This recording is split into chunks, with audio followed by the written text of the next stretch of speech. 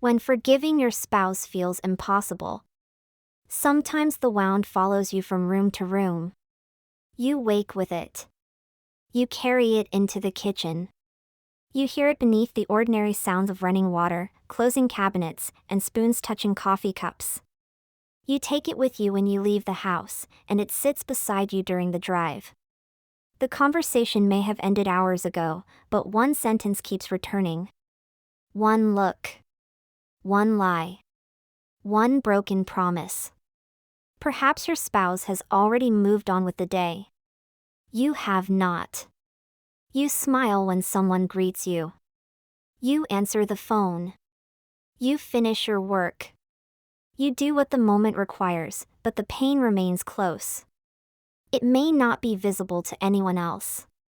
It may even seem small when you try to explain it.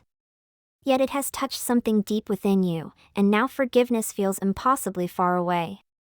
This is where many people begin to blame themselves.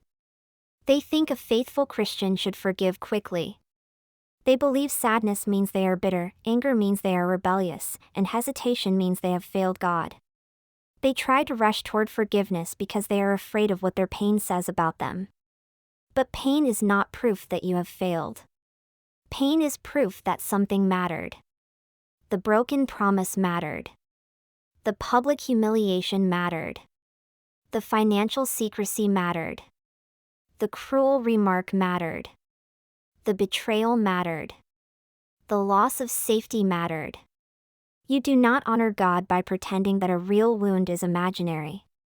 Psalm 34 verse 18 says that the Lord is near to those who have a broken heart. God does not step away when your heart breaks. He comes near. Your sorrow does not offend him. Your tears do not make him impatient. Your questions do not frighten him. He is present in the lonely drive after the argument. He is present when you stand in the shower and finally begin to cry. He is present when you lie awake beside the person who hurt you and wonder how two people can be physically close while feeling so painfully distant. Before you try to repair the marriage, let God meet you in the wound. Tell him what happened. Tell him what was said. Tell him what you wanted to say but could not. Tell him why it hurt so much.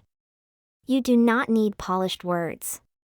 Psalm 62 verse 8 invites you to pour out your heart before God. Pouring is not careful. It is honest. It is what happens when you stop managing appearances and allow the truth to come out. You might pray, Lord, I feel forgotten. You might say, I am angry. You might confess, I want my spouse to hurt the way I hurt. You might whisper, I do not know whether I can trust this person again. God already knows. Prayer is not the act of informing him. Prayer is the act of opening the place you have kept closed. As you speak honestly, another truth may begin to surface. The immediate offense may not be the whole wound. A forgotten anniversary may have awakened the fear that you do not matter. A late arrival may have reminded you of years spent waiting for people who never came. A careless joke may have touched an old shame. A secret message may have stirred memories of a former betrayal. Your anger may be standing guard over a quieter fear. This does not mean the present offense is unimportant. It means your heart has a history. Ask God to help you understand that history. Psalm 139 invites him to search the heart and reveal what is hidden. Such searching requires courage. It is often easier to accuse your spouse than to admit what you fear. You never care about me, feels stronger than, when you did not call, I felt unimportant. You are selfish, feels safer than, I am afraid my needs will never matter to you. You always lie, may come more quickly than, I want to believe you, but what happened has made trust difficult. The harsher statement protects you. The honest statement reveals you. Revelation can feel dangerous in a wounded marriage, but it can also create the first opening for truth. When you name the deeper hurt, you stop fighting only about the calendar, the phone, the receipt, or the late arrival. You begin talking about what the event meant to you. Still, understanding the wound does not make it disappear. Grief needs room. Forgiveness does not require you to skip sadness. Jesus said that those who mourn will be comforted. Mourning is not unbelief. It is the heart responding to loss. You may be grieving the marriage you thought you had. You may be grieving the trust that once felt natural. You may be grieving the freedom to believe your spouse without checking details. You may be grieving a shared dream that now feels uncertain. Let yourself acknowledge that loss. Cry when you need to cry. Write what you cannot yet say aloud. Sit with a trusted friend who will listen without forcing a quick solution. Speak with a wise pastor or a trained counselor who understands that healing cannot be hurried. Some days will feel peaceful. Then, without warning, grief may return. An old photograph may remind you of what you once believed. A delayed response may awaken suspicion. A familiar restaurant may bring back the memory of a painful confession. The return of grief does not mean that all progress has been lost. Healing rarely travels in a straight line. It moves through quiet mornings, difficult conversations, unexpected memories, brave decisions, and ordinary acts of faithfulness. Sometimes you will feel strong. Sometimes you will feel as though you have returned to the beginning. You have not returned to the beginning. You are meeting another part of the wound. Forgiveness often begins here, before the feelings agree. You may not feel warm. You may not feel generous. You may not feel ready. Yet you can begin by surrendering your right to revenge. This is not the same as saying the offense was acceptable. It is not the same as restoring trust immediately. It is not the same as refusing consequences. Forgiveness places vengeance into God's hands. It says, "I will not make the destruction of this person my purpose." That decision may bring relief. It may also feel like surrender without relief. Tomorrow, the anger may return. You may have to make the choice again. Then again. Repeated pain often requires repeated surrender. You may release the offense during morning prayer, only to rehearse it during lunch. You may speak calmly in the evening, then imagine a cutting response while lying in bed. You may decide not to retaliate, yet still feel the desire to punish your spouse through silence. This does not make your first decision false. It means forgiveness is becoming a practice. Each time resentment rises, bring it back to God. Each time your mind begins building another courtroom, stop and notice what is happening. You do not need to deny the facts. You do not need to call evil good. You simply refuse to keep prosecuting the same case for the pleasure of imagining a harsher sentence. Forgiveness releases revenge. Wisdom still requires truth. If your spouse lied, the lie should be named. If money was hidden, financial transparency may be necessary. If trust was broken through online secrecy, clear agreements about devices and communication may be appropriate. If promises have repeatedly been ignored, consequences may be needed. If shouting has become normal, you may refuse to continue a conversation until respectful speech is possible. If there has been intimidation, physical violence, or a threat of harm, seek safety immediately. Forgiveness never requires remaining in danger. Contact emergency services when there is immediate risk. Reach out to trusted people and qualified professionals. Build a safety plan. Bring what has been hidden into the light. Mercy and justice are not enemies. You can release personal revenge and still report a crime. You can pray for someone and still refuse access to your home. You can forgive while requiring accountability. You can desire another person's redemption without volunteering to become the place where that person continues causing harm. A boundary is not a weapon. It is a clear statement about what you will do in response to harmful conduct. A boundary might sound like this: I will talk with you when we can both speak respectfully. It might be, I will not share unrestricted access to our finances until we have rebuilt honesty. It might be, if you threaten me again, I will leave and contact help. It might be, I am willing to work on this marriage, but I will not pretend the betrayal never happened. Truth spoken in love is still truth. Love does not require confusion. Love does not ask you to rename cruelty as stress, deception as weakness, or control as concern. Reconciliation requires more than one willing heart. You can choose forgiveness on your own, but you cannot rebuild a healthy marriage alone. Restored closeness requires truth, repentance, patience, and consistent effort from both spouses. An apology matters, but an apology gains weight when behavior begins to change. Real repentance becomes visible. The spouse who repeatedly arrives late begins calling. The spouse who hid purchases opens the financial records. The spouse who used cruel words learns to pause and speak differently. The spouse who betrayed trust answers difficult questions without attacking the wounded person for asking. The spouse who promised counseling schedules the appointment and attends.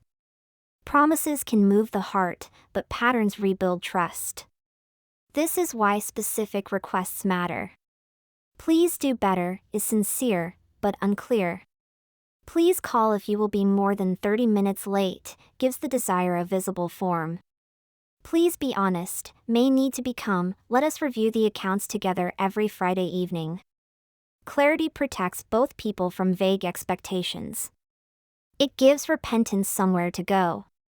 As you speak, choose the setting carefully. Difficult truth needs enough space to be heard. Wait until the children are asleep. Put the phones away. Do not begin the conversation while one person is rushing out the door. Start gently. A gentle beginning does not weaken the truth. It makes room for the truth to enter without immediately creating another battle. Instead of saying, "You never think about anyone but yourself," you might say, "When you made that decision without talking with me, I felt dismissed." Instead of saying, "You always lie," you might say, "After what happened, I need complete answers before I can begin trusting again." Instead of saying, "You do not care about this marriage," you might say, "I need to see consistent effort, not only hear another promise." Speak plainly. Avoid hidden tests.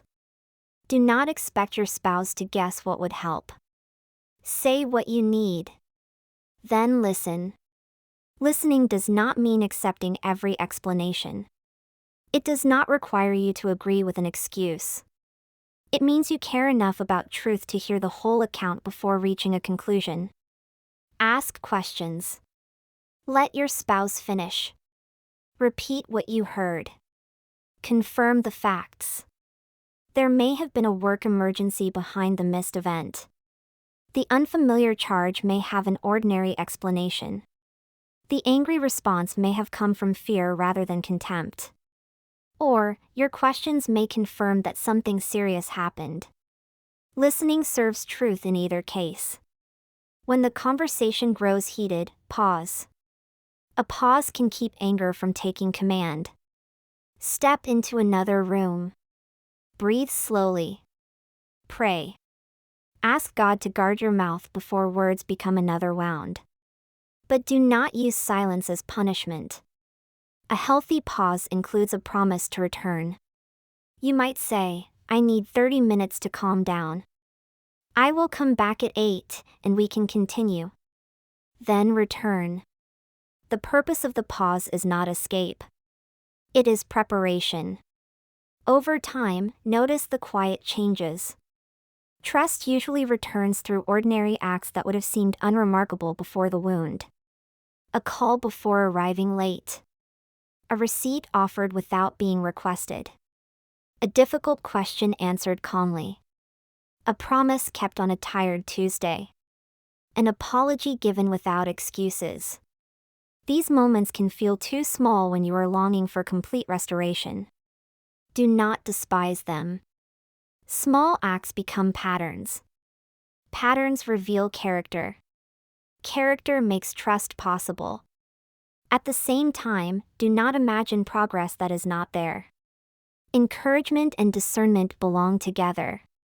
You can thank your spouse for honest budgeting while still asking about the hidden receipt. You can appreciate a calmer tone while still addressing the cruel remark. You can acknowledge 3 faithful weeks without pretending that years of damage have disappeared. Trust should return at the speed of proven faithfulness. Forgiveness may be offered as an act of obedience. Trust is earned through consistent truth. Reconciliation grows as both people walk in the same direction. This process may require help.